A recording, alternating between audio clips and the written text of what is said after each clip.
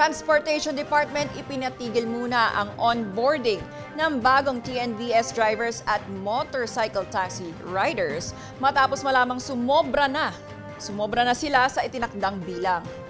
Para sa balitang yan, narito muli si Gazi Sari.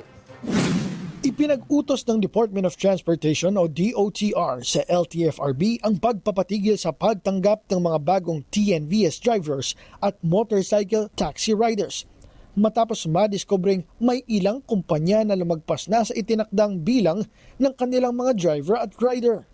Ayon sa DOTR, hindi muna papayagan ang onboarding ng bagong mga aplikante, lalo na ang same day at on-the-spot na pagpasok ng drivers at riders habang walang pahintulot ng LTFRB. Pero nilinaw ng ahensya na hindi kasama sa suspensyon ang mga transport network company at motorcycle taxi platforms na may valid franchise o provisional authority na. Iniutos ito makaraang madiskubre sa Senado na lumagpas na sa 78,000 limit ang bilang ng TNVS drivers na nakatanggap ng ayuda mula sa gobyerno nitong mga nakaraang linggo. Pinag-aaralan na rin ngayon ng DOTR ang posibleng multa at parusa sa mga kumpanyang mapatutunayang sumobra sa pinayagang bilang ng kanilang drivers at riders. Samantala, ipinag-utos na rin ni Pangulong Bongbong Marcos Jr. ang investigasyon sa umano'y paglabag sa limitasyon ng bilang na nagbunga umano sa pagdami ng tinatawag na tempo drivers.